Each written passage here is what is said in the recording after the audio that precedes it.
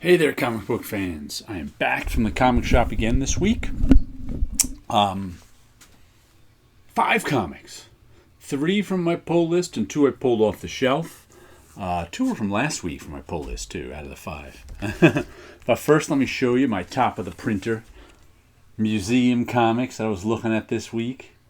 And for one, we've got, this is Terry Laban's Unsupervised Existence, number 7. And I don't know. It's funny, I don't really remember these. I read them back in the 90s, I think, and I always kind of liked them, but they were never, is there a date on these? No date on the front. And we got Tomb of Dracula, number 25, and they both kind of look like horror covers. Well, of course, Tomb of Dracula looks like a horror cover, but Terry Laban's, this is sort of a slice of life comic that he did. It was, I think it was autobiographical. I always liked it, but it didn't make a huge impression on me. I have to go back and read these one of these days. But, I picked out this one first and then this one. And then I was like, oh, I got 2 horror comics, even though one's not a horror comic. What's funny about this one, too, this is a Gil Kane and Tom Palmer cover. And all week as it sat there, I never really thought about it. I thought it was a Gene Colan cover, just because Gene Colan drew all these issues. But it didn't really strike me until this morning, as I walked by it, I noticed this face over here. And I was like, that's a Gil Kane face if I've ever seen one. And I took a good look at it and went, I think that's Tom Palmer over Gil. I'm pretty sure that's not Gene Colan. That's Tom Palmer over Gil Kane. And I looked it up, and sure enough, it is Gil Kane pencils and Tom Palmer inks. But it was funny, this has been out all week, and I just today noticed it wasn't Gene Colan. So there you go. A couple of comic covers I looked at all week. I'll show you some comics. We've got Norse Mythology, Volume 3, Number 6. This was supposed to be in the shop last week, but it wasn't. Oh well, I got it this week. This is a 6 of 6 in Volume 3 of 3, so it's the last issue of Norse Mythology, and we finally get to the story of the Twilight of the Gods, Ragnarok, where they all get to die. All the Norse gods get to die. And this one is actually penciled and inked by Craig Russell. He does the script too. He bases it on Neil Gaiman's book. But Craig Russell has been doing layouts mostly through all of this, but he did the full pencils on the end tail of Ragnarok. I found that interesting. Then we've got 8 Billion Genies, number 3. Another one that was supposed to be in last week, but wasn't. Once again, I don't know why, but I enjoyed 8 Billion Genies 1 and 2, so I'm sure I'll enjoy 3, and it's 3 of 8. So, a mini-series, 8 issues. I think it starts with, like, what is this? I guess it's 8. This is the first issue was the first 8 minutes, and then the first 8 hours, and now we've got the first 8 days. I guess it's the first 8 months. I don't know what they're going to after that, but we'll have 8 issues of 8s with the basic story of 8 Billion Genies is all of a sudden one day every human on Earth gets a genie that'll grant them one wish, and the chaos that follows. Let's see the other thing from my pull list. Usagi Jimbo, number 29.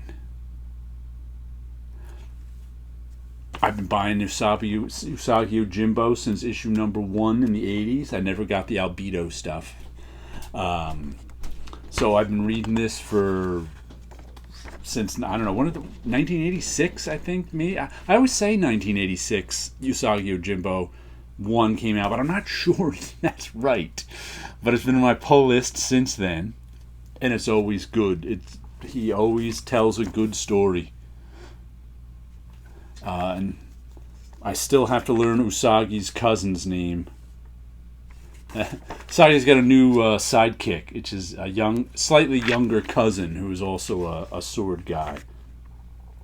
But, a year later, I still haven't learned that guy's name. So, he's not in the title. So, but always look forward to an issue of Usagi Jimbo. This is the new series. They also do reprints of the stuff that they're colorizing from the 80s. And I don't even know if they're into the 90s yet. But we'll see. And I picked up almost on my pull list Death Dealer number 3. Last week, I think it was, I got Death Dealer number 1, the third print. And like 2 weeks before that, I got Death Dealer number 2. It's pretty solid stuff. The art in it is terrific. I like, what's his name? Stefano Martino. It's written by Mitch Iverson. Colors by Luis Antonio Delgado. Letters by Jacob Bascal. And I guess you'd call it sword and sorcery stuff, based on Frank Frazetta's, and there's some nudity in it, occasional nudity, but I like, like I bought the second issue first and liked it, and then like it was a slow week last week, so I bought the first issue, third printing, since that came in that week. I'm like, you know what, maybe this one will get on my pull list, because I bought 3 issues of it. The only thing that's keeping it off my pull list is that it's a $5 book, and I just, oh, and they have. Well, one cool thing about it, they have the alternate covers printed in the back. So that's always good for me. Because I think this was like the expensive one-in-something cover. So I'm glad they actually print them all in the back so I can see them all. It's kind of cool. Then what else did I pull off the shelf? Scott Snyder, Hayden Sherman, Rhonda Pattison, Dark Spaces, Wildfire. I think she's smoking candy cigarettes there because it says candy. I think this is about smoke jumpers. And the colors look wild. The artwork looks nice. Was it good? And I once read a book many years ago called Young Men in Fire. That was really good. It was about smoke jumpers, where these guys would jump out of planes and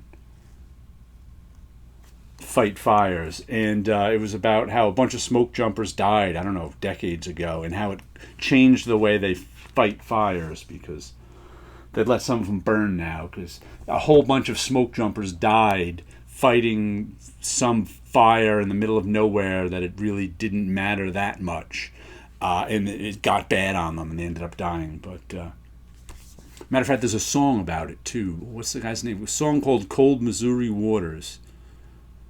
I think that's the name. I can't remember. Richard Shindell. That's right.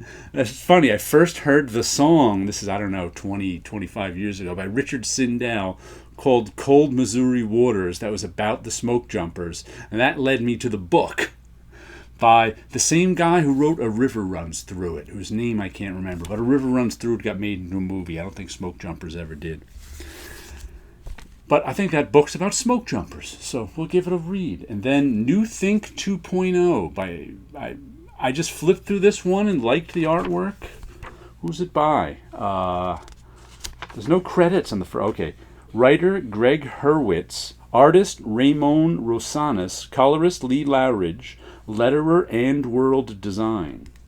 So it just I just kind of flipped through it and liked the artwork. I think there's some fairy tale artwork there, but I think it then changed a little bit. But oh, there's some more. I said, I have no idea what this is about. There's not even an issue number on it. The UPC says 211, which I think means this is it's the first printing of issue 1, and this is cover 2. But I said, all right, I'll read this issue. so I will. So there's my 5 comics. Let me show you a little bit of what I've been doing. We got some Dreams of Things. I just marker colored this weird one. I've been doing a bit of Dreams of Things work these days. I haven't done any Gatsby work done, but been doing some Dreams of Things. Kind of like the colors in it. Matter of fact, I was just looking into buying some new markers too, so I can have some new colors, but I haven't done that yet. But because I have like 100 Copic markers, so I don't really need different colors. But sometimes I just like to get them anyway. Build the setup even bigger. And here, this is computer colored. I haven't done a Fascist Planet cover to comics that don't exist in a while. I did some of them years ago. There's the ink version.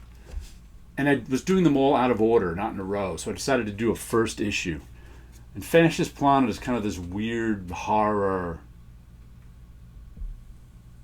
with sex thrown in comic, I guess, because the comic doesn't actually exist, as the name says. But this took a long time to color. So like I said, I mentioned a couple weeks ago, I've been learning some new coloring techniques digitally, and whew, it takes a long time to learn new things. I gotta say, if you can see, see if we can show you up close the textured brushes and things I was using on her skin. And let's see, is there some in the, you can kind of see the textures and the teeth there. But that's all different. That's all, there's a way I always made textures in Photoshop, and there's a new way I'm learning using Photoshop brushes. So it's all kind of meshing together. But ooh, it takes a long time to learn new things. And anyway, there's some comic books. There's some artwork. You guys have a good week out there.